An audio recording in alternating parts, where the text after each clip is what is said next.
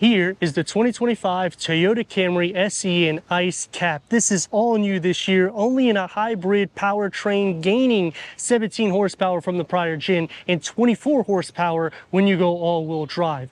Gaining 2 mpgs when you go to the LE, but we're losing 3 mpgs for the highway and 1 mpg combined. I'm Anthony from Hawkeye Rides, and I'm going to go over the pros and cons, the problem that I have with the new generation and some comparable rivals, starting with losing 0.3 inches of clearance. The front fascia is going to have the same stance as the crown, which I'm all right with that because the price is a discount. The top portion of the grille integrates into the new C-structure LED daytime runnings and bi-LED headlights for your low and high beams. When you go up to the XLE and the XSE, you'll get dual LED projector for the low and high beams with the auto on and off. And the enlarged grille for the SE, XLE, and the XSE will get a more sport mesh insert, except here you're going to get the matte black, and the SE will carry on with the side splitter as well as the XSE, except this is going to be matte black, whereas that's going to be gloss black.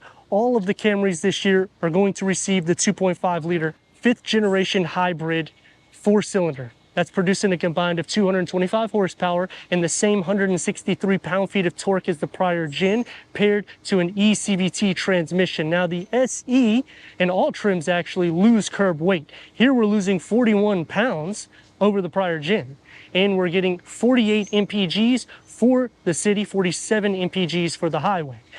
18-inch wheels is going to be on the SE. Going into the LE, we'll get 16-inch. This is going to be a gloss black. Going into the XLE, you'll get 18-inch wheels as well. 19-inch is going to be on the XSE, and you can get different wheel designs as well. The lower skirt's going to flare out both on this and the XSE, as well as a sport tuned suspension. And because we have the convenience package, the side view mirrors will get the integrated turn signals, and you can auto lock and unlock the doors, but only on the front. And that's going to be on all the trims when it's optioned. So that's definitely a con for me, because it would be nice that it's integrated on all 4 doors, because this is a redesigned vehicle. We have the optional moonroof, and you can get an optional panel moonroof on the XSE. Going against rivals like Honda, Hyundai, this is going to get the best mpgs for the city. However, highway, Hyundai is going to get better than this. And it's not going to be as long as this. We've gained 0.8 inches, and it's 0.6 inches taller than the prior gen. When you go Hyundai, that's the only trim that you can get a 6-speed automatic transmission. Going into Honda, the same thing. It's going to be an eCVT transmission. The shark fin antenna and the trunk lid spoiler will be the same color as the body. The SE also gets the matte black for the Camry badging that integrates into the new C-structure combination LED taillights. The lower gets the matte black with a diffuser, dual exhaust tips, house on one side with a reverse camera. The problem that I have with the new Camry is this is an all-new 5th generation, and it's not getting the best mpgs. And when you're thinking Toyota, last year it was the best mpgs across the board, whether you go Honda or even Hyundai. And yet the new Camry lost curb weight this year. Quick release going into 15.1 cubic feet, which is the same. You're gonna have the same opening with the bag holders on both sides. Underneath the floor, it's gonna have a spare tire tucked underneath. And you can split fold the rear bench in the back by pulling these levers. And that's going to open up the cargo capacity to the new Camry. It's still going to have the same hump as the prior gen.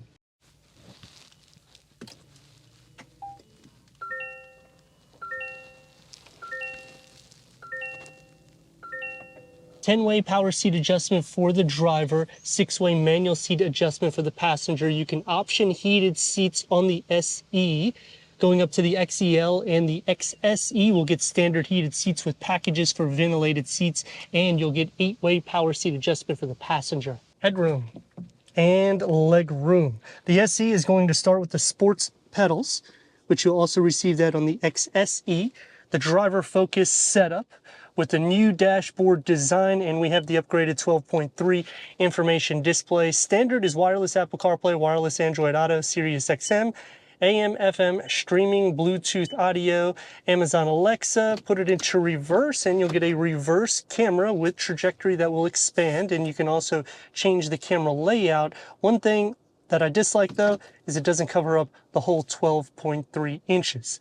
I do like the sporty style that goes into the air vents, and you have soft materials on the passenger side. a flat dashboard layout. Heads-up display is an option for the XLE and the XSE. We have the convenience package, which gives us the auto-dimming rear view mirror, and we also upgraded and got the moonroof. Dual climate control settings is standard, as well as a wireless charging pad with your USB ports, a little storage cubby, and the key fob for the new Camry. Soft tech is going to be around the gear lever. Driving mode select is going to be standard, as well as a 7-inch driver information display that can go through an array of information for the driver, including your sound system, Toyota Safety Sense 3.0, and any information for the driver. With a leather-wrapped steering wheel, multi-function. You'll get the gloss black in between with the cross stitch in white, keeping the same button scheme design as the prior gen. Dashboard and door panel configuring together, coming back into a sporty armrest that opens up with a 12-volt charger, and it's pretty deep.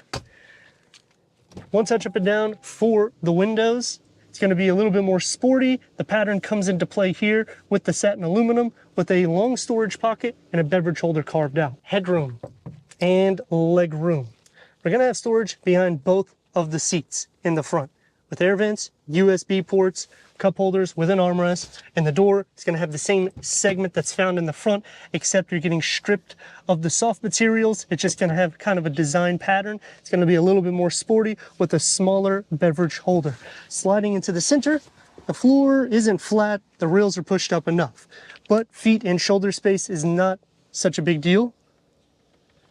And headroom, it's going to be a little bit more tight because of the way the moonroof comes back and the interior lighting. 225 horsepower, which is 17 horsepower more. Now, it's not a sports car, but it can get the job done.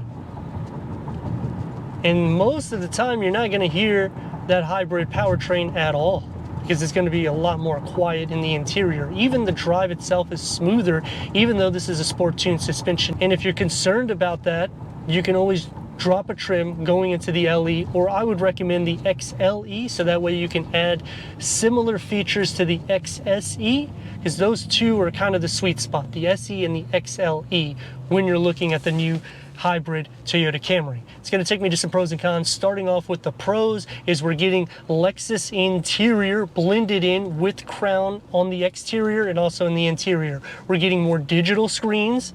We're getting more standard amenities.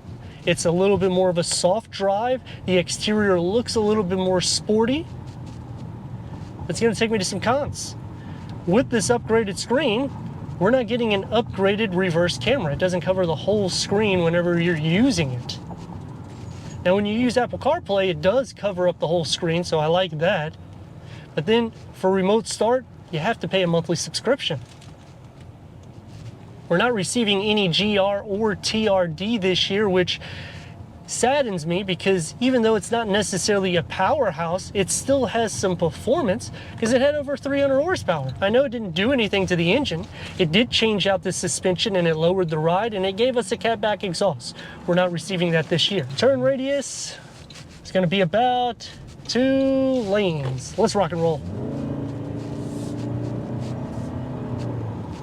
The steering has became a lot lighter than the prior gen, so I like that it's a little bit more friendly for that everyday drive, so you can move in and out of lanes a little bit more freely. And if you're considering maybe I should go to the Prius, it's going to be smaller than this. It's going to be about the same speed, 0 to 60, because they have actually made it a lot faster. And I'm not trying to say these are sports cars. I'm just saying what Toyota is doing to make the hybrid a little bit more attracting, not just to people that's looking for savings, because at the end of the day, you don't want to be stuck at a red light and you can't pass a vehicle because you're so slow, but you're getting 50 mpgs, because you're going to go nowhere. But with Toyota, they've made it where you could go a little bit faster and you're still getting great mpgs. When you're thinking about comparable rivals, it does hit a point where it's not as good as Hyundai. They're better in the highway for their MPGs, but it does outclass Honda and Hyundai with performance. Not optioning different power options makes it a little bit less competitive against vehicles like Subaru, but it's a lot more smooth The safety's a lot more alert in this than the prior gen with Toyota Safety Sense 3.0. The seats are comfortable. The big problem that I have goes into the features that you're getting with this vehicle, because that's the only thing that changes in the configuration, which to me isn't as attracting if I'm a buyer and I'm already at the SE. Because why would you go into the XSE when you can get most of the same features here and you'll save 7 to 10 grand? And then when you're thinking, well, what about the Crown? They have different power options in the sense of getting a little bit more performance. But then the price is double the price of this. The only variant that it would leave as a sweet spot would be the Prius, but then it's smaller than this and it's a hatchback. Completely different engine. It's getting a lot more MPGs. And when I mean a lot more, you're getting over 50 MPGs pretty much across the board. But when you go into the Camry, this is still a family sedan, but it feels sporty. And when you're thinking about rivals, softer materials inside, the ride is also a little bit more smooth, even with the sport tuned suspension and 18-inch wheels. You're getting a lot of Lexus components for a fraction of the price. So I'm liking the new generation of the Camry. There is some things that they could tweak to make it a little bit better, but let me know your thoughts in the comments. And if you're new to the channel, consider subscribing. Check out the next video, merchandise, website, and Instagram. Leave a comment and a like. And I'd like to thank Gettle Stadium Toyota for giving us this 2025 Toyota Camry SE for our car review.